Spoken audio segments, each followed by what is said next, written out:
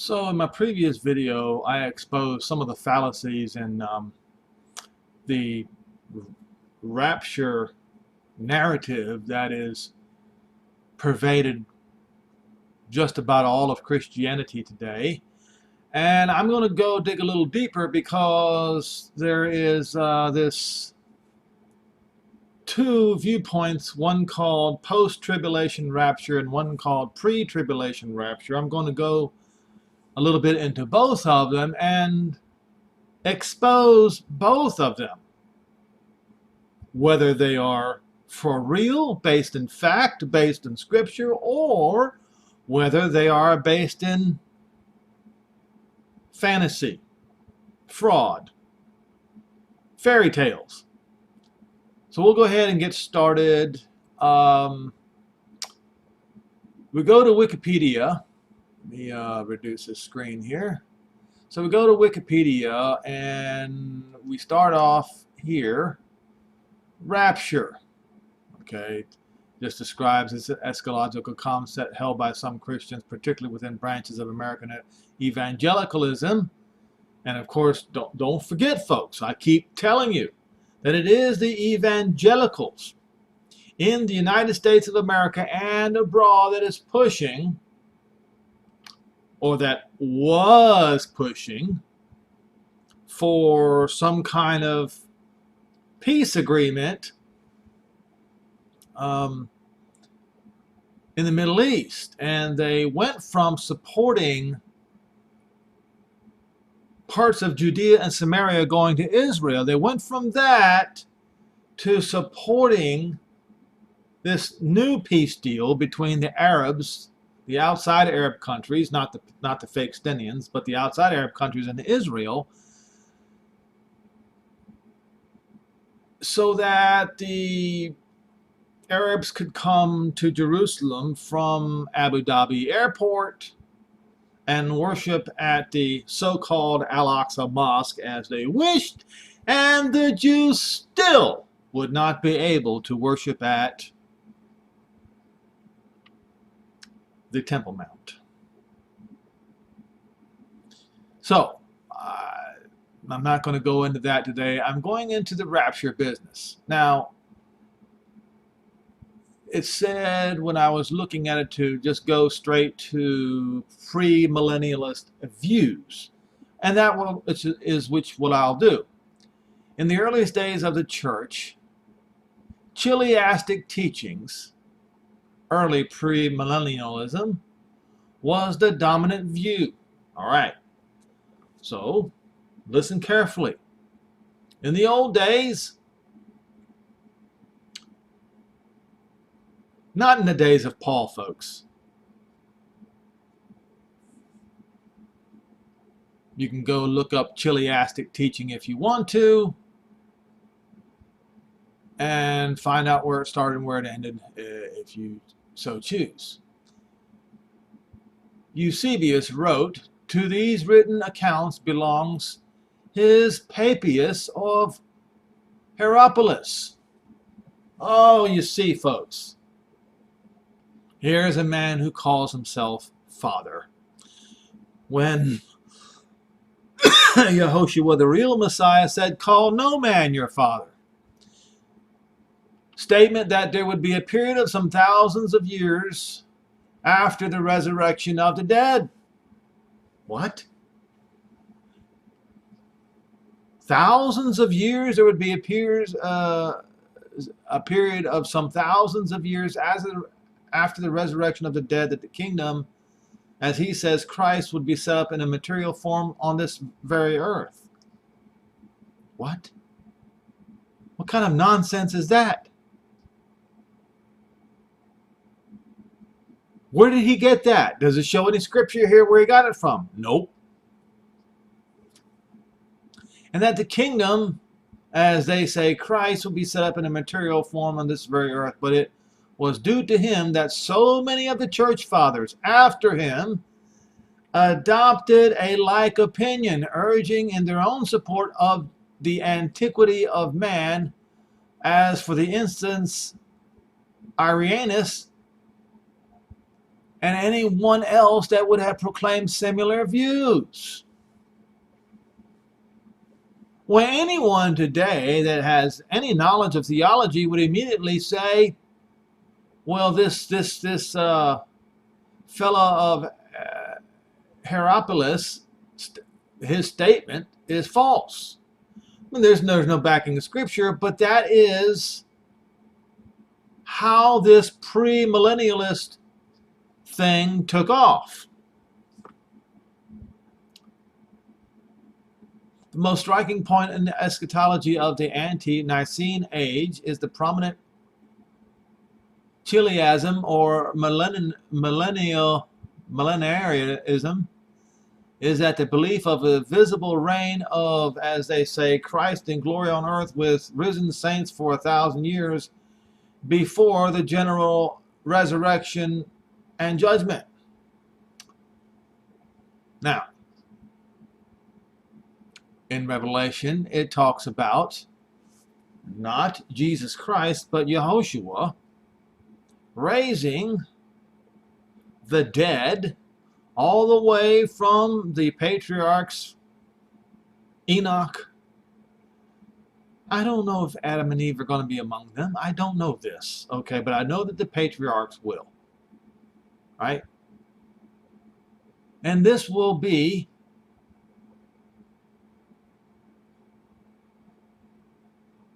when the seventh trumpet sounds. Does it say here? Are they talking anywhere in here that it's when the seventh trumpet is going to sound? No. No. Because they don't read the Bible. Over time, however, a clash surfaced between two schools of interpretation. The Antiochene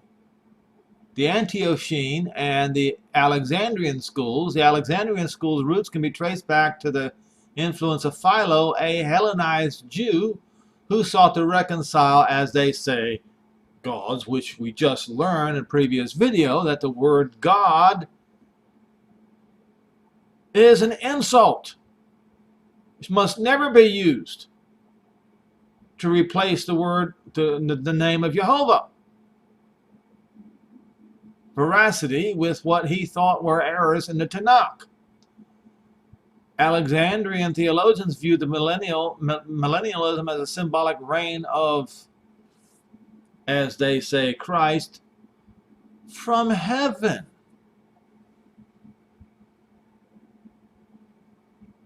Thereby denying his reign on the earth in the land of Israel in Jerusalem. You see, what utter chaos and confusion. Through the influence of Origen and Augustine, students of the Alexandrian school allegorical interpretation rose to prominence, and its eschatology became the majority view for more than 1,000 years.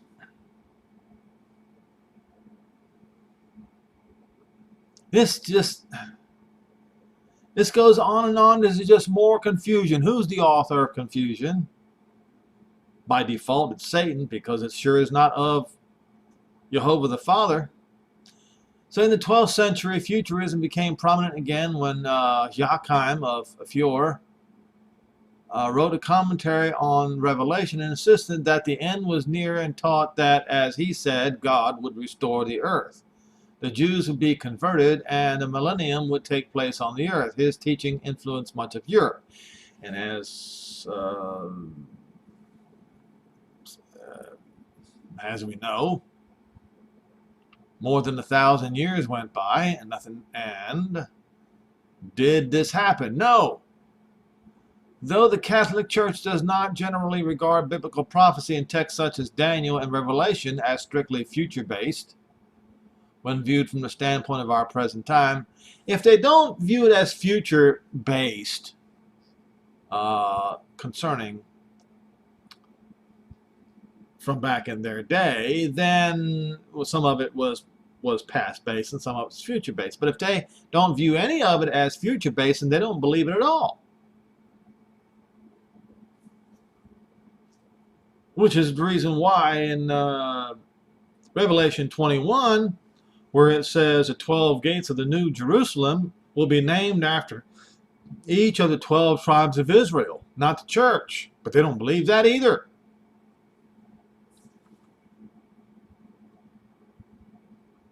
He also taught that a gathering of elect event, similar to what is now called a rapture, would happen 45 days before the end of a 3.5-year tribulation. They got this from the Catholics. Therefore, all these folks, Baptists, Methodists, Evangelicals, you name it, those who believe in the rapture, as they say, because after all, the word rapture is a Latin word coughed up by the Catholics. They are all Catholics, every one of them, including the Evangelicals. They are.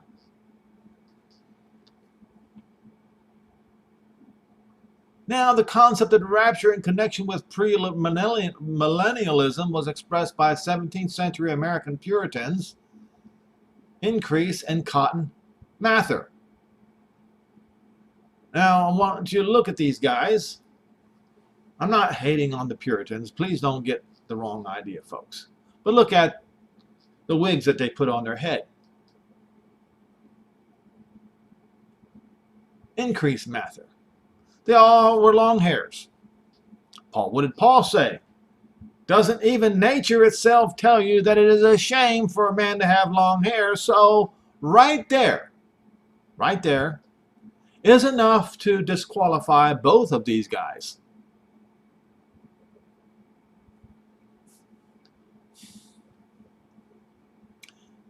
And other 17th century expressions of the rapture are found in the works of Robert Mayton, Nathaniel Holmes, John Brown, Thomas Vincent, Henry Davers, and William Sherwin.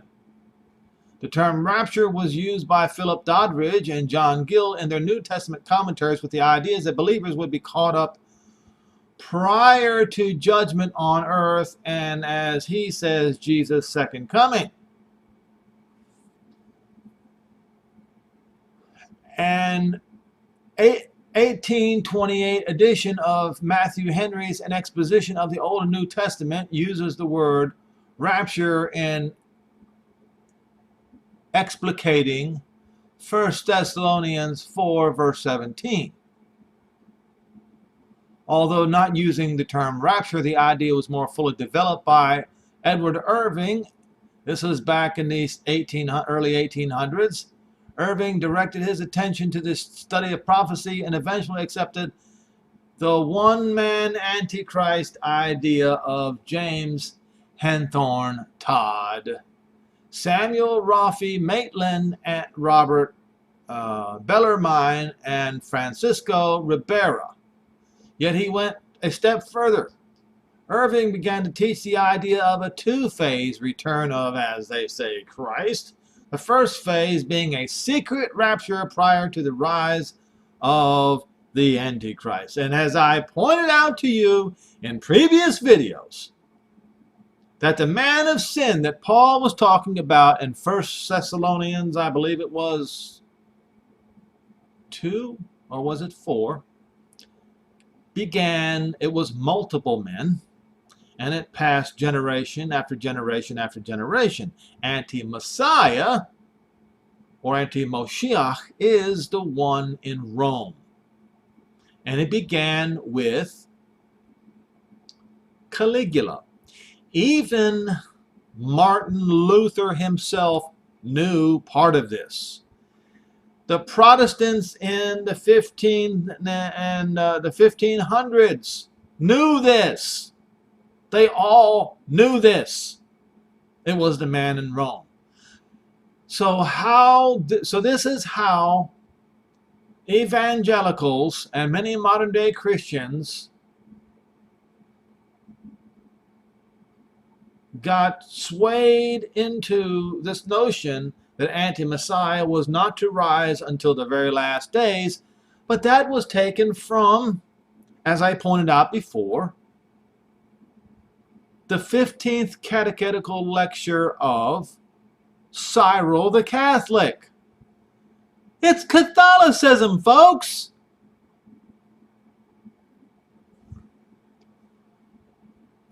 You can go look it up. 15th catechetical lecture. I believe it's in verse 15 of that catechetical lecture. I might have to go look it up just to make sure.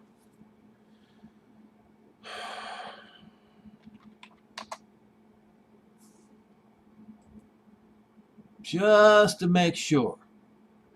So I don't send anybody on a wild goose chase here.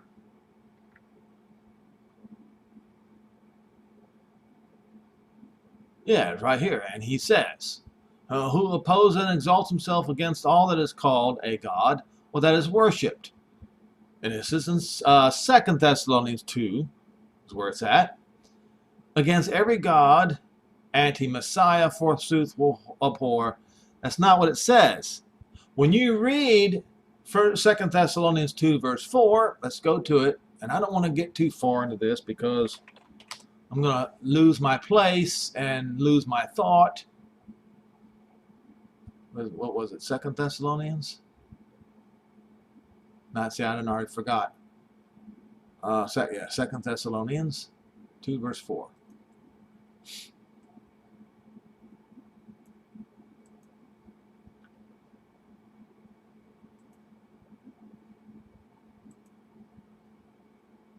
And we'll go to Strong's Concordance. Verse 4. Who is opposite? He's opposite of what? Idols? That's not what it says. He is opposite of the Messiah. He is opposite of the truth. He is opposite of Jehovah, the Elohim of Israel. Therefore, he would be in opposition to the Jews. And he exalts himself above all that is called a God, or that is worshipped. Now, meaning he is a God, as we will see here. So he that is a God sits in the temple of Jehovah. That was Caligula. He ordered graven images of himself as Jupiter, the greatest of all the gods, above all the gods, and placed them in synagogues all in the realm, including the temple in Jerusalem. Now we'll go back to this particular 15. So he goes and says, what temple then? He means the temple of the Jews, which has been destroyed. Even, he's already admitting it was already destroyed, which means it was past tense from him. Who started it? It was Caligula who started this. He caused a great revolt, written about in, I think it's 1 Thessalonians 4.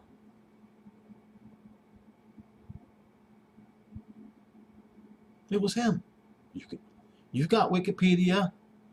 You're just as intelligent and capable as I am. You can look it up for yourself. He caused a great revolt of the Jews, which caused a later Caesar to send the prince of the people, as written in Daniel 9, to destroy. Well, they weren't supposed to destroy the temple. They were just supposed to besiege Jerusalem for 7 years, starve the people out, save the temple, and take it piece by piece and bring it to the Pantheon in Rome in honor of Jupiter or Zeus and the Roman emperor.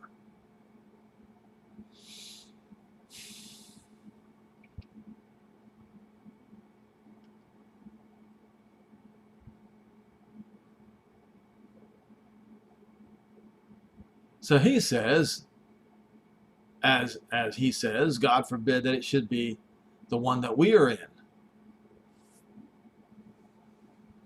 So he's saying it can't be the current one because that's the one we're in. It can't be the past one because that temple has already been destroyed. He had no idea that his boss was sitting on the throne that brought this temple down, and therefore Cyril was working for anti-Messiah.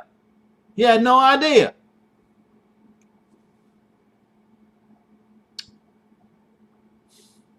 Why do we say this? That we may not be supposed to favor ourselves? For he comes to the Jews as Moshiach. And that's the one that I keep telling you, you Christians. You follow this false narrative, and so when the real Messiah comes to the Jews as their Messiah, you're going to call him the Antichrist because your teacher, your lying teacher, Cyril, told you this.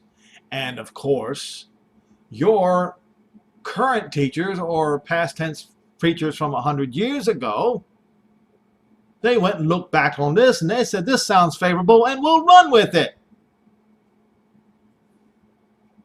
And desires to be worshipped by the Jews. And he will make great account of the temple, and that he may more completely beguile them, making them suppose that he is a man of the race of David. As you can see, he's calling Israel's real Messiah their Antichrist. Now we go back to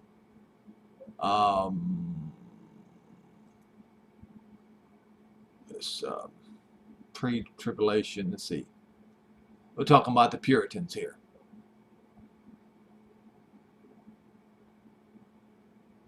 Okay.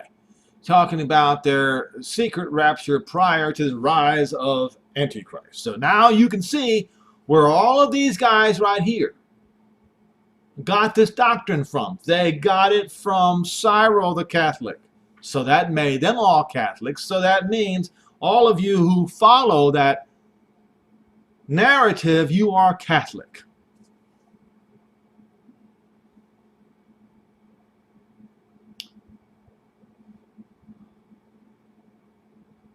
So they say that there are 3 gatherings.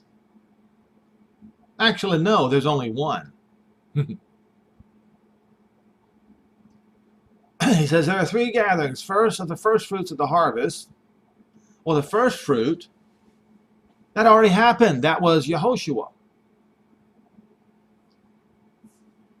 Then they say the second is the wise, or he calls the first fruits of the harvest the wise virgins who follow the Lamb wherever he goes. Okay, let's see what the first fruit is.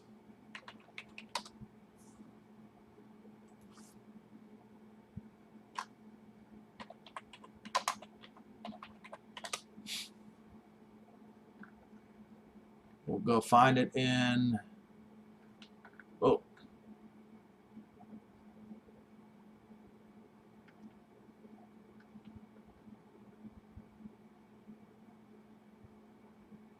all right.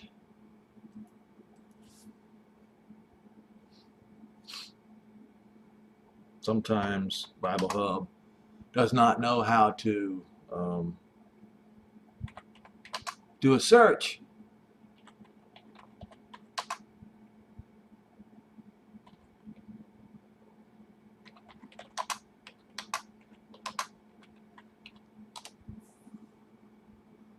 All right.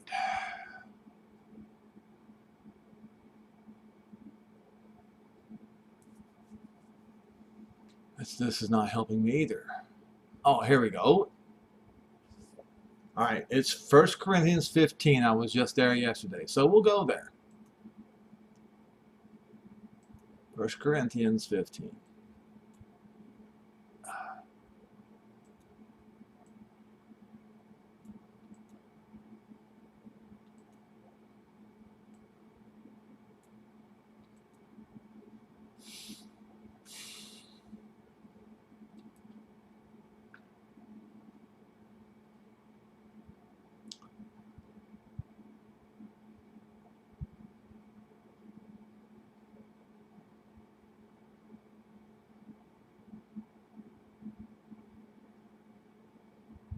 All right.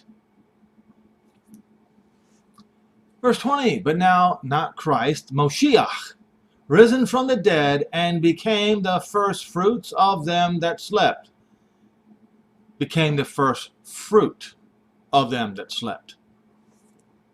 So Moshiach is the first fruit. Now, let's go to Strong's Concordance and make this abundantly clear, because they made this plural when it was in fact singular. Paul, since he was speaking to the Corinthians, was speaking to them in Greek, and the word is aparche. It is the beginning of a sacrifice, the first fruit. Singular. So what these guys have done,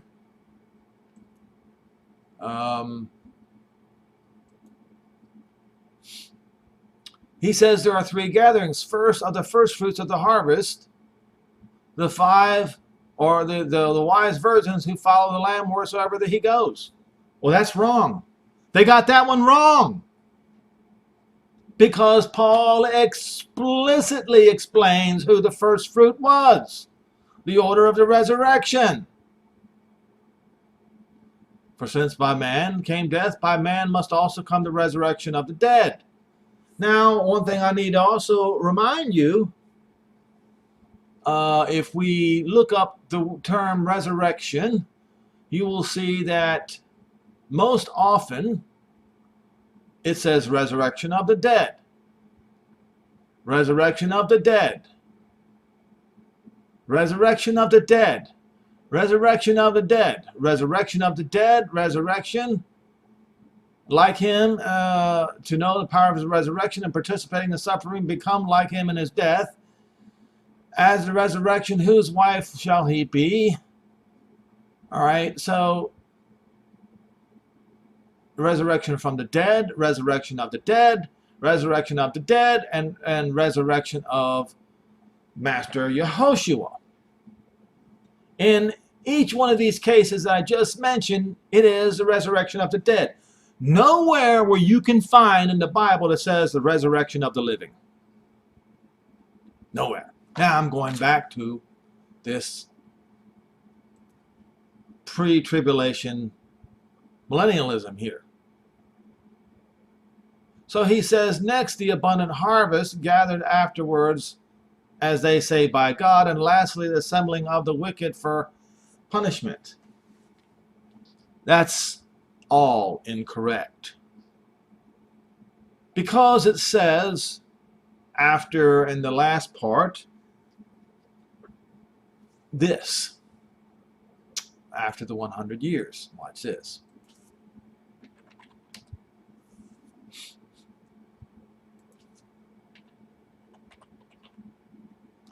Okay, we'll just let loose.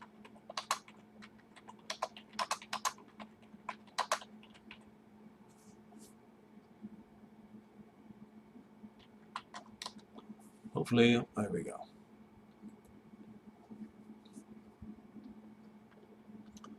Go to King James.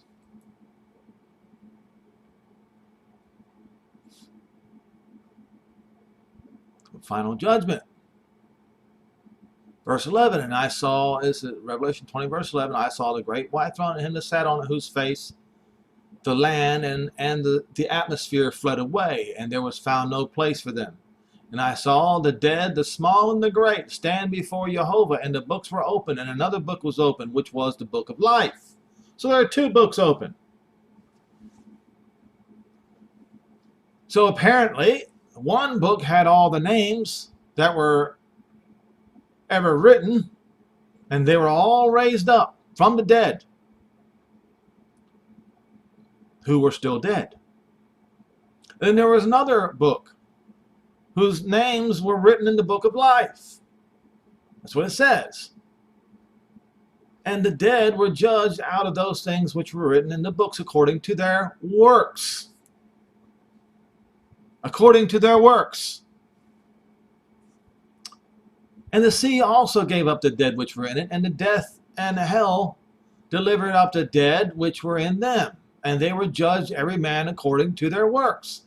Now, according to this guy, it says that lastly, the assembling of the wicked for punishment. That's not what it says. He is implying that all those that are raised at the last resurrection are all wicked, and they're all going to be sentenced to punishment. That's a lie. That's a damnable lie.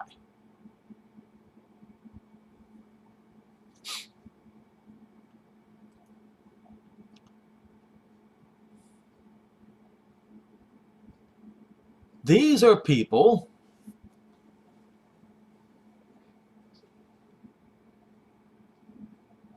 I'm not going to use the term slip through the cracks from the first resurrection, because that would be an error. These are people who were probably not Israelite. I said probably. Do not throw, what I say in my face later. Typically, they're probably Gentiles who never knew the truth about the Messiah or anything like that at all. People that modern day, especially Pentecostal, says they all went straight to hell. These are all the people who ever lived that were not judged yet, but they are dead. That is the proper way to look at this. Read it exactly as it says. If they were yet to be judged, then they weren't judged yet. How are then they going to be judged? Every man according to their works. How they treated their neighbor.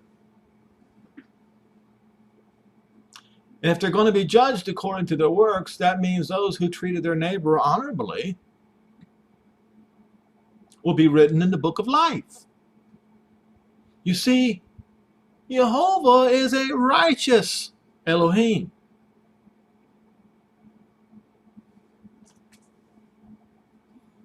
It says, and death and hell were cast into the lake of fire. This is the second death.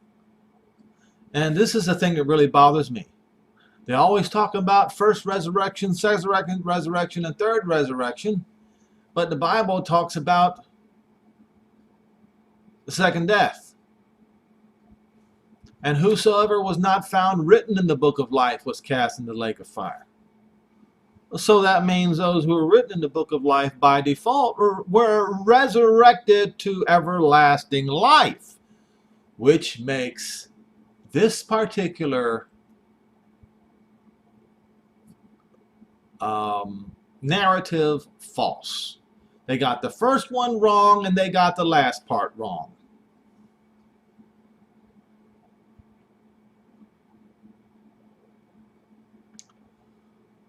Pre-tribulation premillennialism. Pre-tribulation traces its roots in post-apostolic era as far back as the Shepherd of Hermas. So this all goes back to 140 years after Messiah was killed. That would be about 70 years after the destruction of Jerusalem. That means long after all the apostles had died. Already they had turned from the truth. Which alludes to the idea that believers in Messiah will not suffer the tribulation, suggesting a possible pre-tribulation view, as we all know, as you should know, that the great tribulation upon Jerusalem was supposed to happen first, and it did. And these guys are pretending like it didn't, because it didn't happen to them, the Gentiles.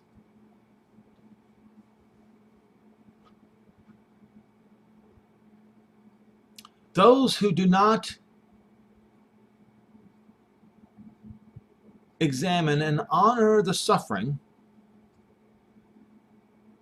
of the first tribulation. There are two tribulations, not the great tribulation. One tribulation was upon the Jew, and the other one was upon the Gentile. Paul mentioned it over and over again in the book of Romans. I believe it's in both chapter 1 and chapter 2. And he also said, now, one of the apostles said, now is come judgment upon the house of Jehovah, which means that judgment would come on the temple and the Jews first. So what I'm going to do is point out the true tribulations by Paul. Go to Romans 1. And I hope I don't forget the other thing concerning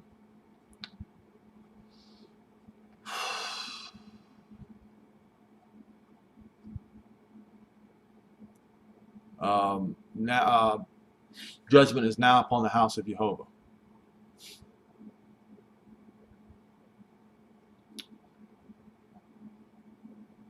All right, it would be in Romans 2, I think.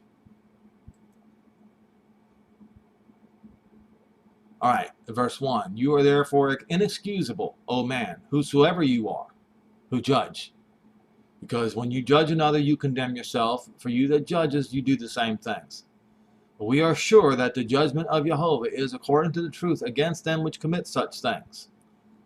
And do you think, O man, who judge, you condemn and you put to death, and you do the same thing, that you are somehow going to escape the judgment of Jehovah? For example, when the Christians judged and condemned to death the Jews for unbelief when they themselves unbelieve, how do they think that they're going to escape the judgment of Jehovah? You're not.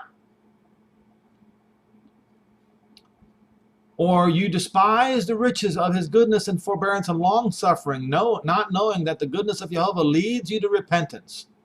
What is repentance? It's change your mind, it change your opinion, change your view, change your belief system. And you Christians today got a whole lot of changing you need to do. And he's gave you time.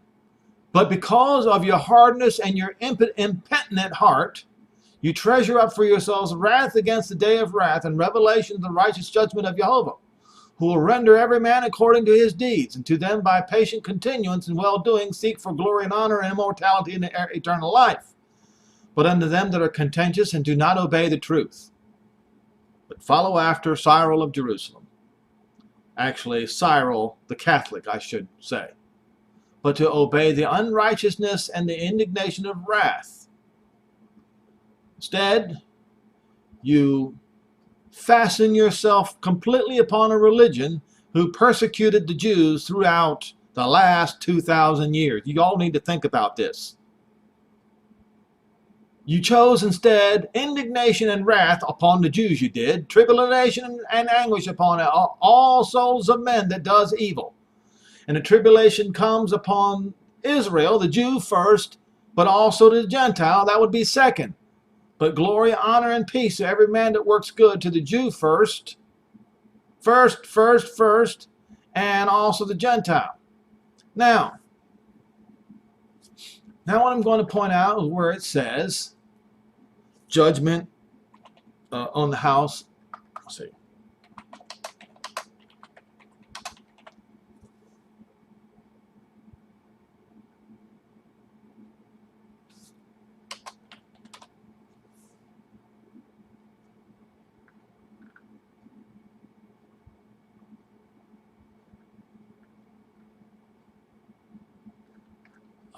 I'm going to have to Google this one.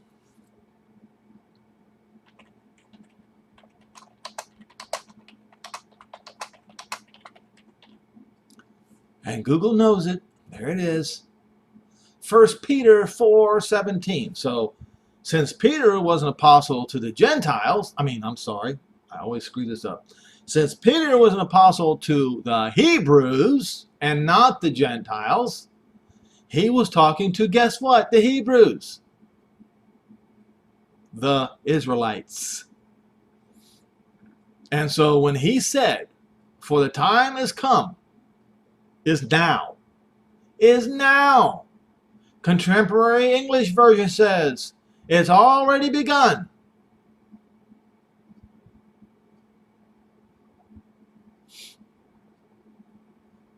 It is to begin at the house of Jehovah. That would be the temple in Jerusalem. That is the first tribulation, the one that happened in Jerusalem. It was for an entire 7 years.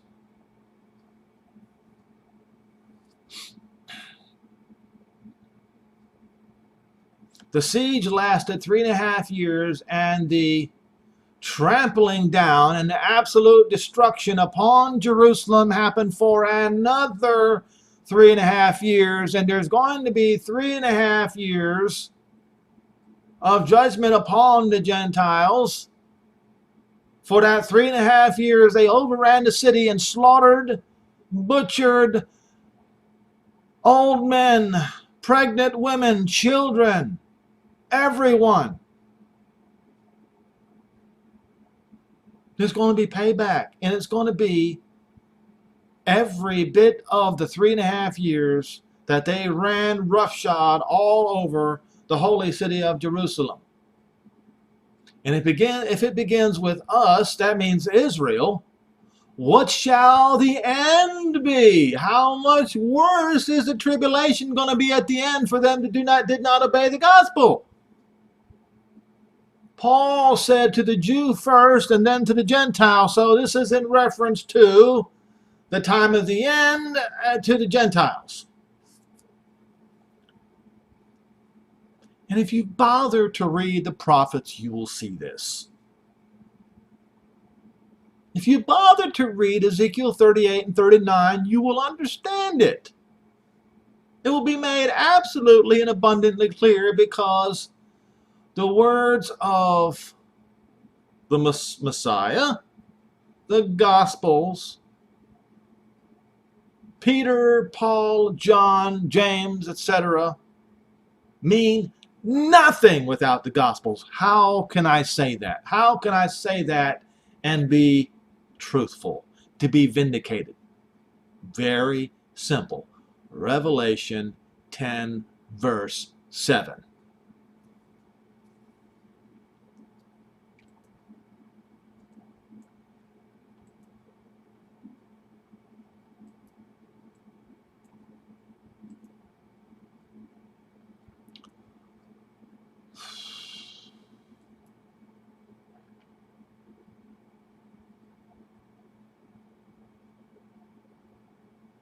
We'll start in verse 5. And the angel which I saw that stood upon the sea and stood upon the earth lifted up his hand to heaven. And he swore. So there's no way of getting around this, folks. No way of getting around what is about to be said. He swore by him that lives forever and ever. That would be Jehovah the Father. He's the one who created heaven and the things that are in, and the earth, and the things that are therein in the sea, and the things that are therein, that there should be time no longer, but in the days of the voice of the seventh angel, when he begins to sound his trumpet, the mystery of Jehovah should be finalized as he has declared to his prophets. What prophets? Moses, Deuteronomy 30, 31, 32. Daniel, Isaiah 10, Isaiah 60, verse 8 and 9. Read all versions while you're at it.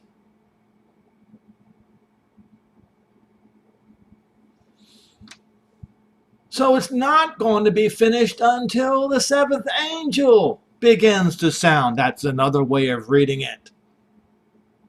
What's not going to be finished? The words that he declared to his servants, the prophets. And there you have it, folks.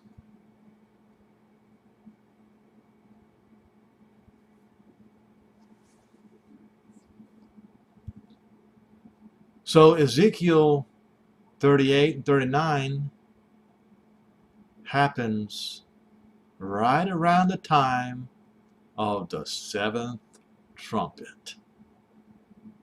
How about that? All right, I'm spending too much time on this pre-tribulational or pre-millennialism, but it's because that the vast majority of Christians in the United States and many abroad now believe in this pre-tribulation, premillennialism. All right, and it started by the it was started by Cyril, and the Puritans got their information from Cyril. So now look what we have here. The pre-tribulation position advocates that the rapture will occur before the beginning of a 7-year tribulation period. I've already pointed out in previous videos how they screwed up Daniel 9. While the second coming will occur at the end of it, pre-tribulationists often describe the rapture as they say, Jesus coming for the church. Notice they don't say that Yehoshua is coming for Israel. When the prophets declare, and if you want to read Isaiah, I think it was Isaiah 14. If you want to read Isaiah 14, Isaiah 60, you will see that the gathering is going to be of, we'll have to go there. Isaiah 14, we'll start in verse 1. I went there yesterday. And I think I went there at the, where are you, Isaiah? There you are.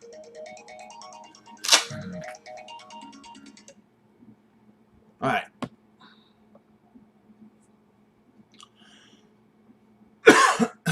Isaiah 14. All right. So we just read in Revelation 10 and verse 7. But in the days of the voice of the seventh angel, when he shall begin to sound, the mystery of Jehovah should be finished, as he declared to his servants the prophets. In other words, it's not going to be finished until the seventh trumpet begins to sound. So what happens at the seventh trumpet? This happens.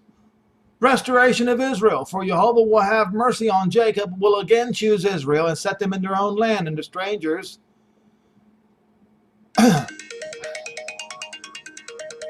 shall be joined unto them, and shall cleave to the house of Jacob. I should have turned this phone off.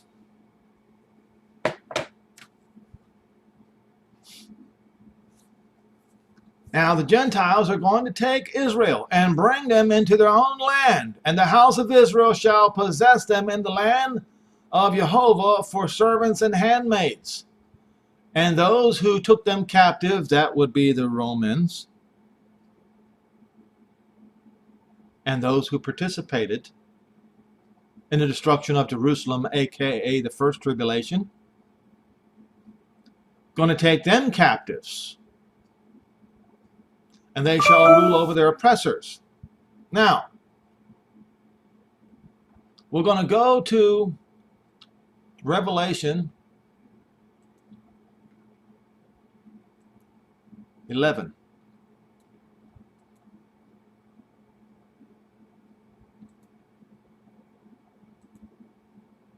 We're going to talk about the two witnesses and what their job is. And there was given unto me a reed like unto a rod, and the angel stood saying, Rise and measure the temple of Jehovah. Why? Wasn't it already destroyed? Not yet. Not yet. Yohanan was still alive. It was not yet destroyed. And the altar and them that worship therein. But the court which is outside the temple leave out and measure it not, because it is given to the Gentiles. They're going to tread down the holy city for 42 months. They did. They first besieged it for 42 months. Then they broke through the walls. And they trampled it down for yet another 42 months. That happened beginning with 70 CE. Now it says right here, by implication, in retaliation, and I will give power unto my two witnesses, and that is written about in Isaiah 66. But your preacher does not know how to find it. But I've talked about it on one of my videos. And they will prophesy 1,203 score days. How long is that? 42 months, 3.5 years. Why? Because vengeance is mine, I will repay, says Jehovah. And he will repay in full, so it will be 3.5 year tribulation upon the Gentiles for the 3.5 year tribulation upon the Jews. The destruction of the house of Jehovah, as Peter talked about. He said it is just about to happen. And it happened. So once that temple was destroyed, in other words, even though Israel has been in exile for nearly 2,000 years now, and the temple has been desecrated for nearly 2,000 years, the trampling is where the vengeance is going to take place because of. The tribulation, the second tribulation, is going to take place because of the trampling of the holy city for 3.5 years. So it will be day for day, month for month, year for year. Vengeance is his, says Jehovah, and he will repay. So the vengeance is going to be on Rome and the Gentiles. Because it says right here, does it say that it is given to the Romans? No, it says given to the Gentiles in the holy city, they will tread under for 42 months. So that means the vengeance is going to be upon what? The Gentiles. Every race that is not Israel.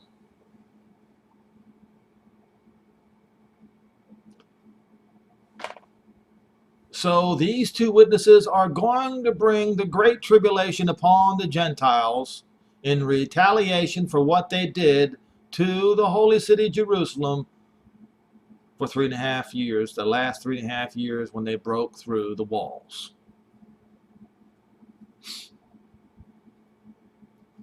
These are the two olive trees and the two candlesticks standing before the Elohim of the earth, and if any man will hurt them, fire proceeds out of their mouth and devours their enemies. This is just like Eliyahu the prophet. When the king sent an army of 50, and the leader of that army of 50 said, "O man of Jehovah, come down from that mountaintop." And he said, "If I be a man of Jehovah, let fire come down upon you and those 50 that are with you." And it did. That's how fire will proceed out of their mouths. They have the power to shut the sky, that it rain not in the days of their prophecy. That's for 3.5 years. Imagine what will happen if a few months go by with no rain. Fire. And they have power over the water to turn them into blood, and to smite the earth with all plagues as often if they wish. It's going to be at their disposal. Why? Well, because these two are descendants of those probably in the Holocaust, and also of those whose forefathers died during the destruction of the temple.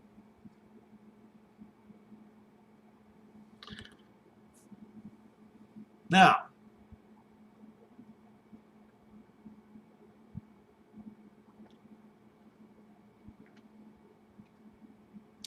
So we go back to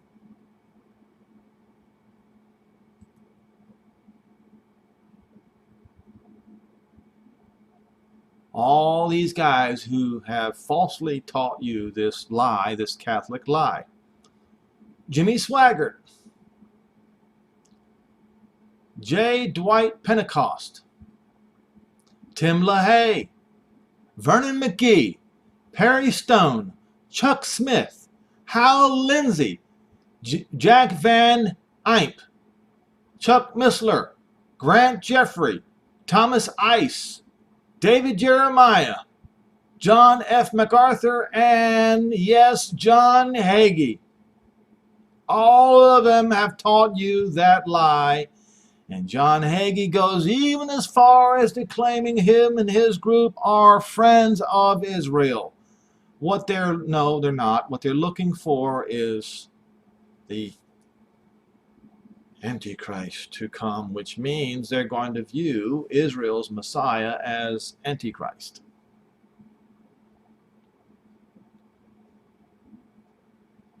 Then you have another one that's Grant Jeffries. And this thing goes on and on and on. And then you have Mid Tribulation premillennialism. Mid Tribulation position espouses that the rapture will occur at some point in the middle of what is popularly called tribulation period during Daniel's 70th week. Daniel's 70 weeks are over. I've proven that in my previous videos, if you care to go look.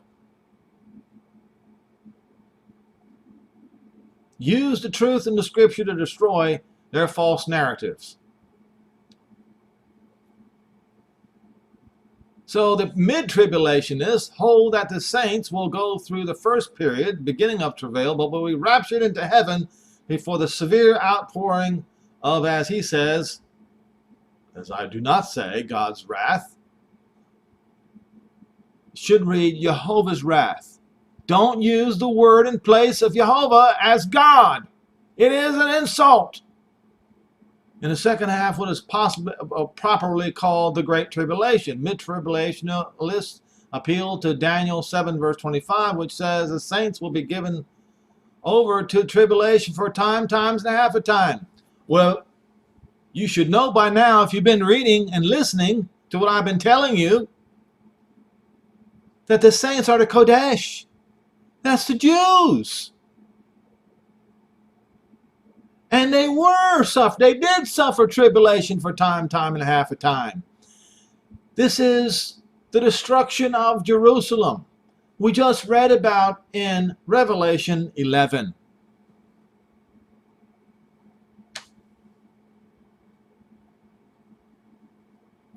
And they say at the halfway point of the tribulation that he says Antichrist will commit the abomination of desolation by desecrating the Jerusalem. Excuse me.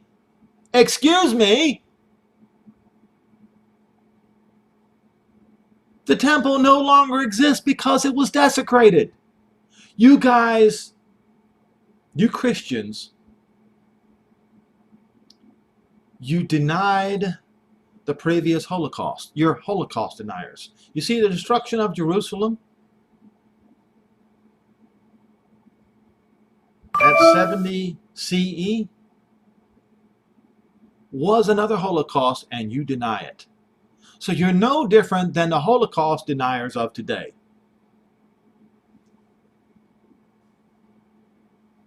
So these guys are Harold Okenga, James O. Buswell, a Reformed Calvinistic Presbyterian, and Norman Harrison. This position is a minority view of premillennialists. Now, post-tribulation. The post-tribulation rapture position believes that there is a resurrection of both dead and living believers in, as he says, Jesus Christ. Well, as I just pointed out, the resurrection is of the dead. There is no resurrection of the living. Let's go back to it, folks.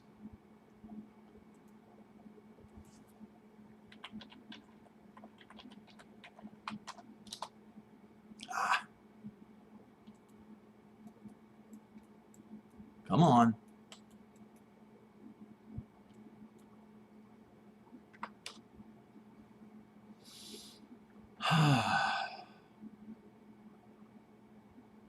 Resurrection from the dead.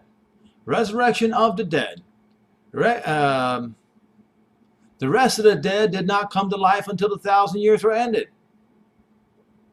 This one he's talking about is the first resurrection. All right.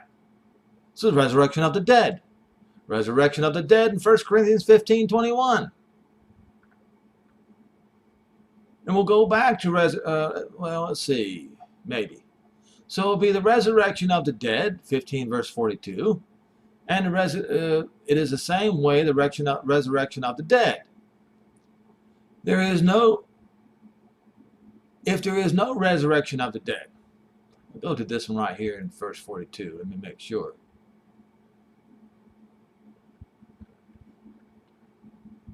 So also is the resurrection of dead. It is sown in corruption, it is raised in incorruption. All right.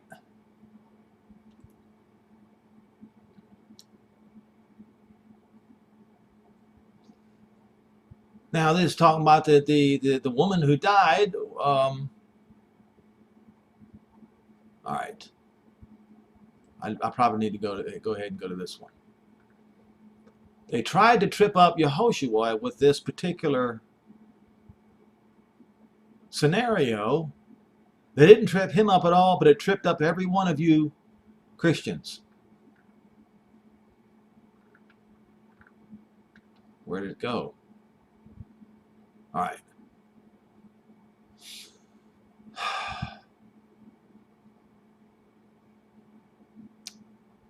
Verse 18, then came unto him the Sadducees, which said there is no resurrection. And they asked him, saying, Master, Moses said to us, or wrote to us, if a man's brother die and leave his wife behind him. Notice that the man's brother is dead. And leave no children, that this brother should take his wife and raise up seed unto his brother. Now there are 7 brothers. The first took a wife and dying and left no seed. The second one took her and died and neither left he any seed. The third one likewise, and the 7 had her and left no seed. Last of all the women died also. So all of them are dead now. In the resurrection, therefore, when they shall rise. So even the Sadducees, who were unbelievers, understood that the resurrection was of the dead and not of the living. Why don't you? Am I saying that the Sadducees knew more than the Christians today? Yes, I am saying that.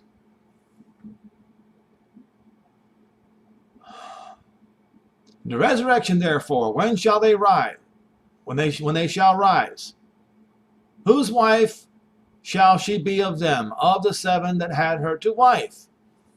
And they're assuming that they won't be resurrected to everlasting life. They're assuming that they'll be raised as mere mortals again, with physical bodies. And Yehoshua answered them, saying unto them, you are in error. So I say to you Christians today that believe in premillennial tribulation rapture, mid tribulation millennial rapture, and post tribulation, etc., you are all wrong. You are all in error. But I'll continue. Because you know not the scriptures, neither the power of Jehovah. For then they shall rise from the dead, those that rise from the dead. He's not talking about those that are still alive. No, no, no. Those that are still alive, he's not talking about. He's talking about those that rise from the dead. They neither marry nor are given in marriage, but they are spirit beings just like the angels, just like the Melech, which are in the sky.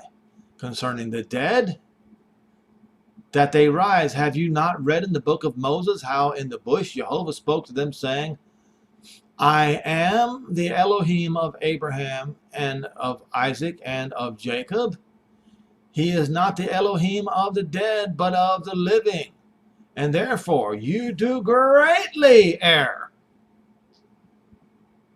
And so do you, Christians.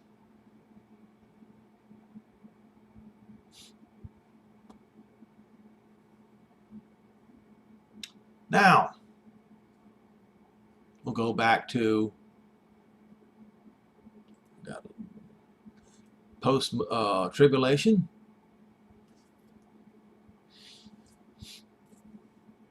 Remember, we just read that tribulation and anguish comes upon the Jew first. That would be on the temple. 3.5 years. And then it's going to come upon the Gentiles. We've just read about it in Revelation 11.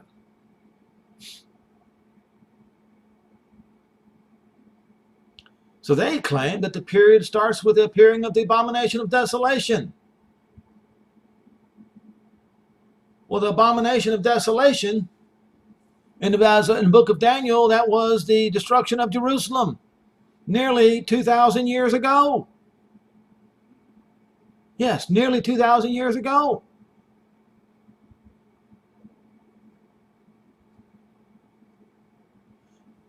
And it ends in the Battle of Armageddon.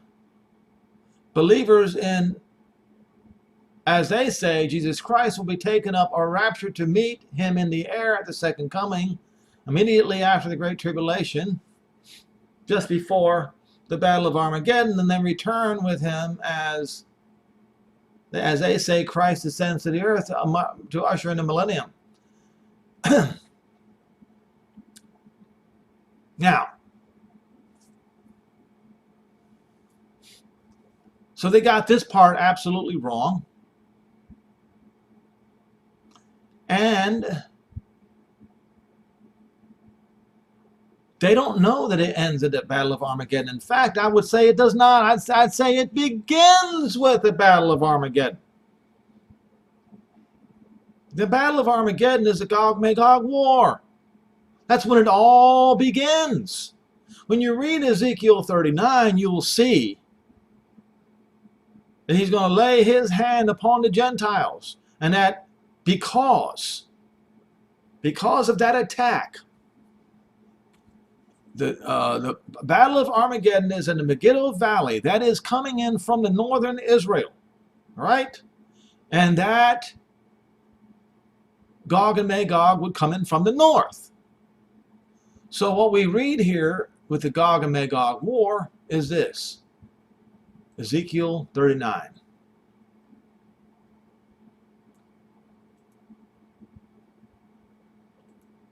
And I need to do another video today, but I'm going to be exhausted and wore out from doing this one. Therefore, you son of man, prophesy against Gog and say, thus saith Jehovah Elohim. Or Adonai Jehovah. Which one it is, I'm not sure, but Adonai Jehovah. Thus saith Adonai Jehovah, behold, Gog. Doesn't say I'm against you, it says Gog. Rosh, prince of Meshech and Tubal. Return. Not leave but the sixth part of you, but to drag you forth and cause you to come, ascend from the north. So in order for them to come from the north, they'd have to enter into northern Israel, and they will be stopped at Har-Megiddo.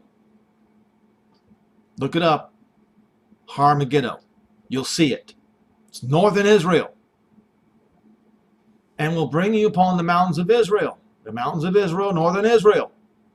And I will smite the bow out of your left hand and cause your arrows to fall out of your right hand. And you will fall upon the mountains of Israel, you and all your bands and all the people that are with you. And I will give you into the ravenous birds of every sort and to the beasts of the field to be devoured. That is, when the apostles asked, where, Master, where? He said that where the vultures are gathered, that's where the carcass is going to be. That's where. You will fall upon the open field, for I have spoken, it saith Adonai Jehovah, and I will send a fire on Magog. Now listen to this carefully now, or you're going to miss it. And those that dwell carelessly in the coastlands, And this is how they're going to know Jehovah. Who are those that dwell carelessly in the coastlands?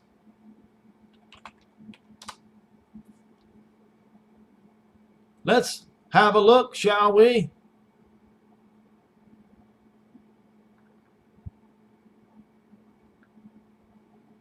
Coastlands of the Mediterranean Sea. Right here.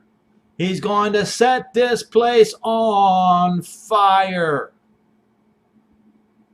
And if he sets this place on fire, the question is then, is the Mediterranean Sea going to be the lake of fire? Ask yourself that question. You see, it was Rome who perpetrated this tribulation upon Jerusalem, and so it must be Rome and the whole Roman realm that must be set on fire in retaliation, because they set Jerusalem on fire. And it will have to last for 3.5 years, just like it did on Jerusalem.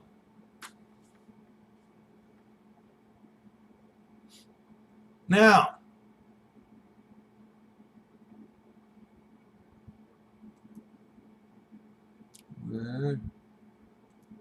I accidentally, that's all right. Post-tribulation.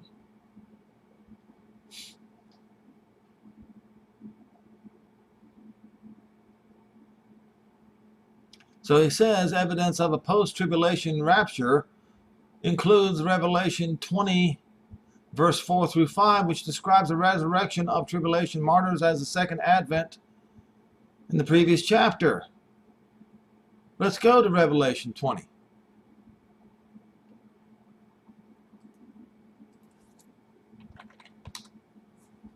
See what it says.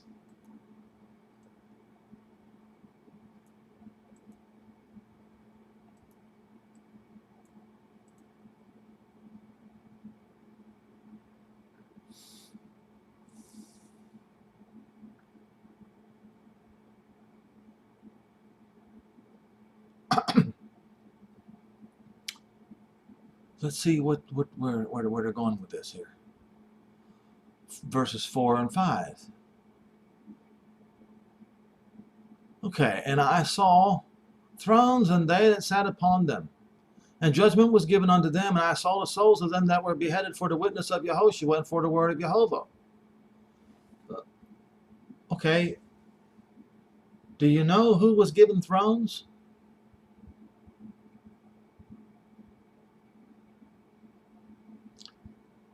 Once again, you see, I'm going to go to Scripture. Watch this.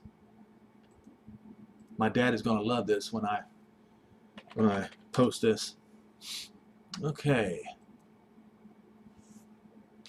Judge the 12 tribes of Israel.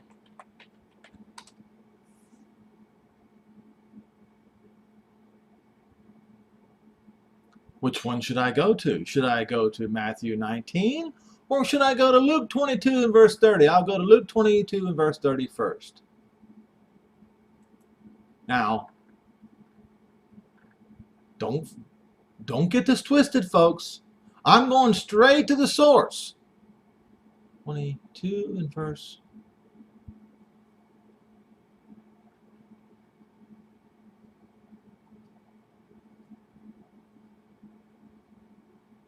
Well, I guess I lost my place.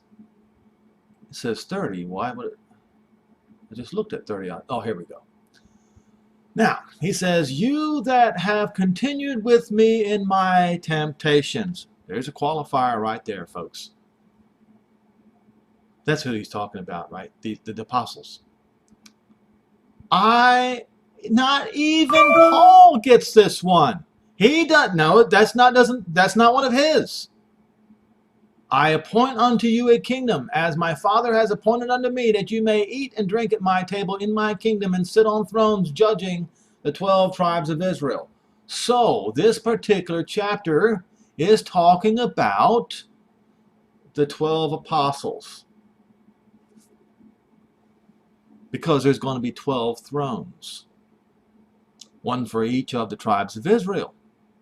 And I saw thrones, and they sat upon them, and judgment was given unto them. And I saw the souls of them that were beheaded for the witness of Yahushua and for the word of Jehovah, who had not worshipped the beast, neither his image, and had his mark upon their foreheads on Ash Wednesday, go look it up, or in their hands. And they lived and reigned with Moshiach for 1,000 years.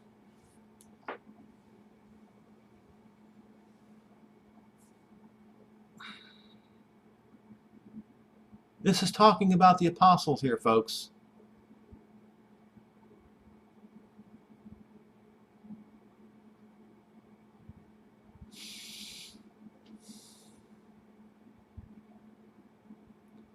The thrones. That's written right here, that you're talking about right here. Okay.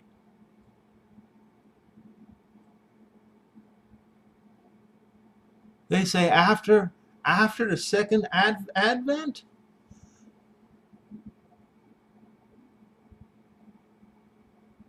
How can they come up with this? The only possible, there will only be two, as far as I know, that will be martyred after the second coming. And this is only speculation, folks, and that's two witnesses. Because when you go to look in Isaiah 66, like I said, it talks about them, and your preacher will never find it, and he will deny it's there, but it's there. Let's go and look at Strong Concordance. Once again, I will tell you that it's there, and your preacher will deny that it's there. For behold, Jehovah, or just as Jehovah, will come with fire on Magog and those that dwell carelessly in the coastlands of the Mediterranean Sea, with his chariot.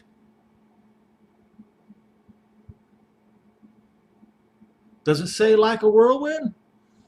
Sufa is the sea, like a storm and wind.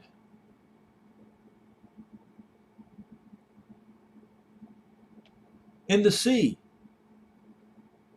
What sea? Mediterranean Sea. He will come with a fire on his chariot, whipping up a storm on the Mediterranean Sea. A fiery storm. We just read about that in Ezekiel 39, did we not? Fire on Magog and those that dwell carelessly in the coastlands of the Mediterranean Sea, to render his anger with fury and his rebuke with flames of fire. For by this fire and by sword will Jehovah judge, not plead, judge flesh, and the slain of Jehovah shall be many. Who are they? Those that sanctify themselves and purify themselves in the garden behind, in the garden, following another, following one, in the midst, eating swine's flesh and the abomination. So this is inferring the abomination of Antiochus, the madman. He was the first one who applied the abomination of desolation upon the temple, and the Romans, by Titus, did it the second time. So this will be on the Romans. And the mouse, they will be consumed together, saith Jehovah. So the Romans, the swine eaters, and the mouse eaters. Now the mouse eaters, you got the rat eaters are in the lower below the Mediterranean Sea, and then you've got the swine eaters above the Mediterranean Sea. How about that? They will all be consumed together. So Europe and Africa is going to be consumed by fire. At least much of it will be. He says he's going to gather the Gentiles and their tongues, and they will come and see my glory. And I will set a sign, and I will send escapees of them unto the Gentiles. Who are these escapees? The two witnesses. They're going to go to the Atlantic, to Assyria, to Turkey, to Tubal. That's also Turkey, Yerevan, and to the coastlands. From Spain and beyond, France, Germany, Italy, you name it, and the North African countries as well. They're going to send those two witnesses so that those people will hear his fame and to see his glory. And they will declare my glory among the Gentiles. That is the job of the two witnesses, and the way that they're going to declare his glory is to lay down every plague, including 3.5 years of no rain, as they wish, for as often as they wish for 3.5 years, for every day that tribulation was laid down upon Jerusalem. So yes, it's on Rome. But wait a minute. It says from Tarshish or the Atlantic all the way to Assyria, from north of the Mediterranean Sea, the swine flesh eaters, to south of the Mediterranean Sea, the rat eaters.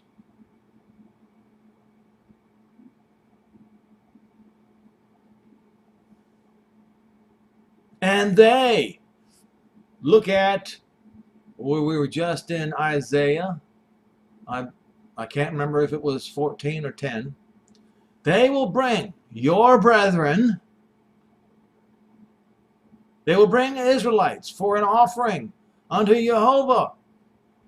So all of these plagues are going to be laid down upon the Gentiles and force the Gentiles to bring in all Israel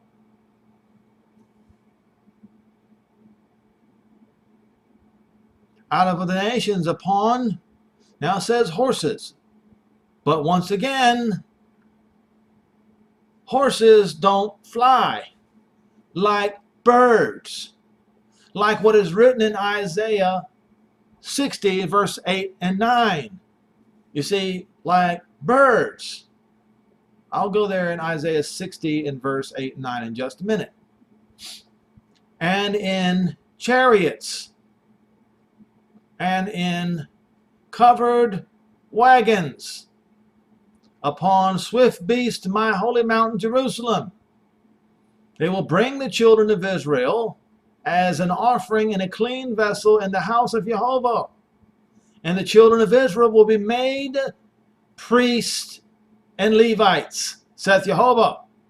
And at that time, a new heaven and new earth will I make. All right, let's go to Isaiah 60, verses 8 and 9, and we're going to see the truth. We saw the falsehoods of the raptures, pre-tribulation, mid-tribulation, and post-tribulation.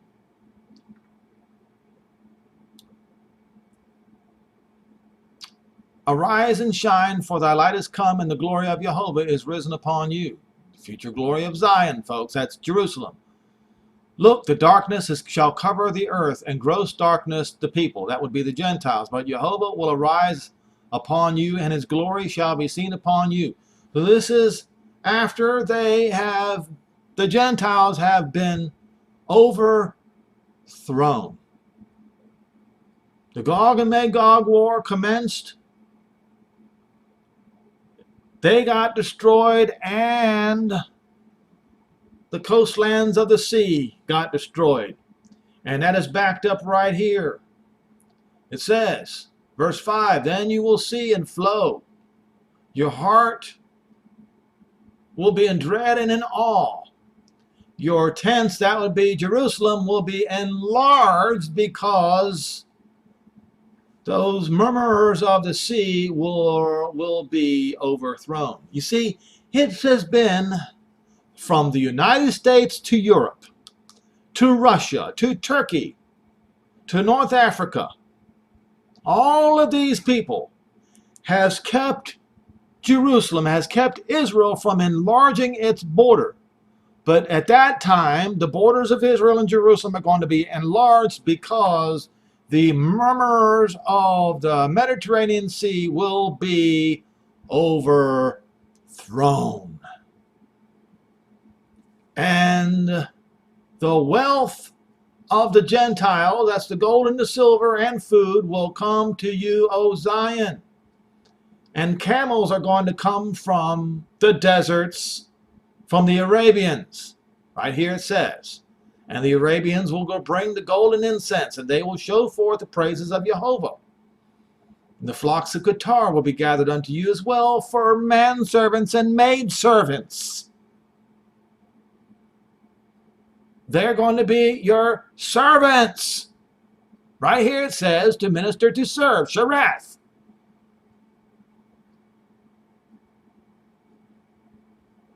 They will climb up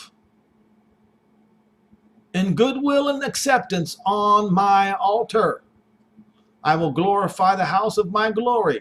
Now who are these that fly as a cloud, like doves to their windows? They are the ships of Tarshish. You see, the two witnesses are going to demand. And the angels will go to all these lands and bring plagues on these lands if they don't bring Israel forth. And they will bring Israel in their ships, in their flying ships right here.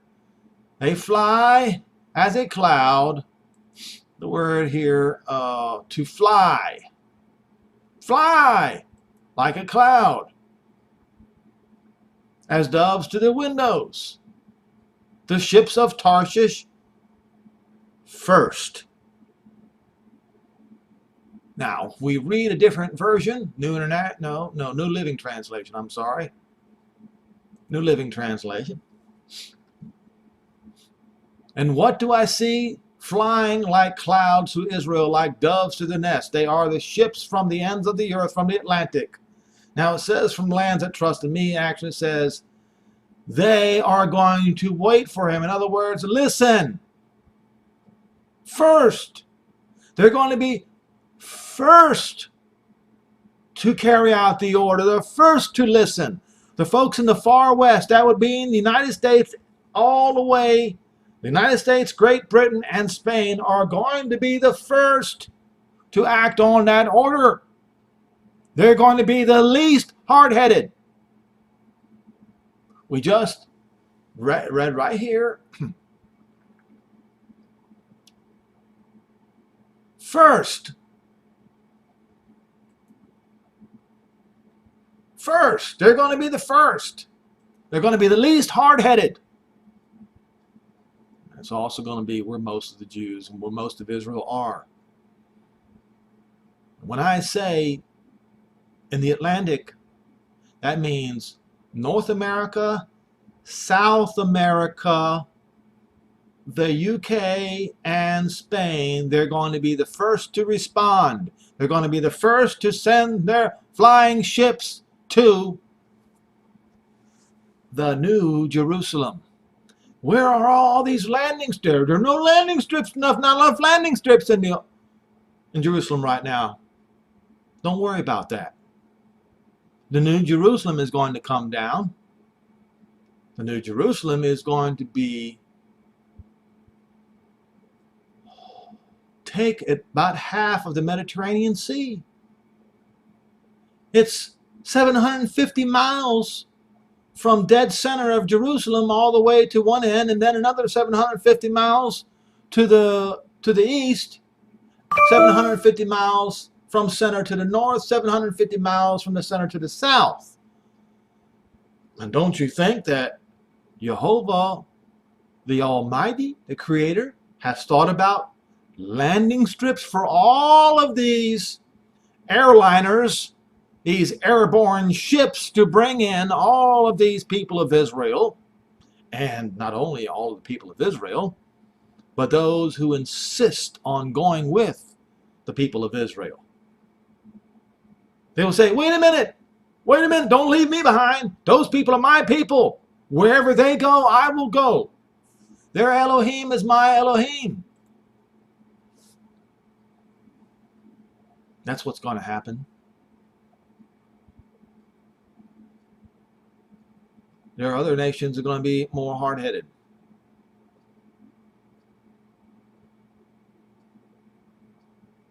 So, pre-tribulation, mid-tribulation, post-tribulation, rapture, debunked.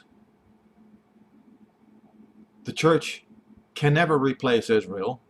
The promises go to Israel. You read in Romans chapter 11 that the church must be grafted in among the branches of Israel. We'll read that and then we'll quit because I've been here for over an hour and a half now. And I was hoping I would only make this 45 minutes long.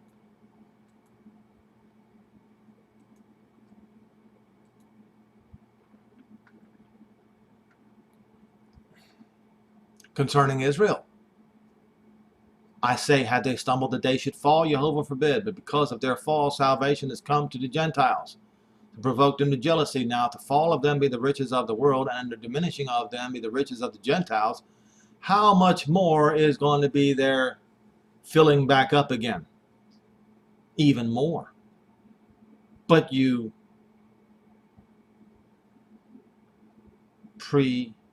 mid, post-tribulation rapturist, you say that it is the church that's going to be taken up. That's what you say. For I speak to you Gentiles, I am the apostle to Gentiles, I magnify by office, if by any means I may provoke to emulation them which are of my flesh today, and might save some of them today. This is how it should be read. Because if the casting away of them be the reconciling of the world, what then shall the receiving of them be but life from the dead? Well, choke on that, Gentile Christians. Paul is saying they're going to receive life from the dead. Because if the first fruit, that would be the Messiah, and as you could see in those tribulation rapture theories, they tried to call the first fruit the wise virgins. The first fruit is the Messiah. If he is holy, so is the lump. That means so is Israel holy. And if the root, which is of the root of Jesse, is holy, then so are all 12 branches. And if some of the branches were broken off and you being a wild olive tree were grafted in to replace them, is that what it says? It says on with them. You say, well, wait a minute, Henry. Oh, no, it's to replace them. Well, read the rest of it. And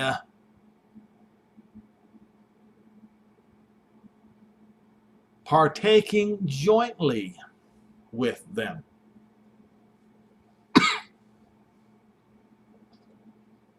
That means Israel is going to be taken up in those airliners. And if you are grafted in among them, or insist that you want to be grafted in among them, that's the only way that you can also be transported on these jet planes to be taken to Jerusalem. Of the root and the fatness, partaking jointly, folks. He says, boast not against the branches. So when you say that the church is going to be raptured, you are boasting against the branches because you have left the branches out of the equation. And if you leave the branches out of the equation, you are going to be yourself ripped completely off of that grafting, thrown out, and Israel will be grafted, regrafted. He says, boast not against the branches, because if you boast, you don't bear the root, but the root bears you. You will say, the branches were broken off that I might be grafted in. Well, because of unbelief they were broken off. You stand by faith. Do not be high-minded, but be fearful, because if Jehovah spared not the natural branches, take heed lest he also spare you not either. Behold, therefore, the goodness and the severity of Jehovah on them which fell severity, but toward you goodness, only if you continue in his goodness, because if you don't, you also will be cut off, ripped off of that tree and thrown into the fire. If you say that the church is going to be raptured, you are subjecting yourself to being ripped off the graft and thrown out into the fire. Because you did not declare that all Israel was going to be gathered, and that the Gentiles who insist on being with the Jews, with Israel, and say, your Elohim is my Elohim, your people are my people. Wherever you go, I will go, like Ruth did. If you do not have that mentality, you're none of his. If you say that you love Jehovah and you hate the Jew, the love of the Father is not in you.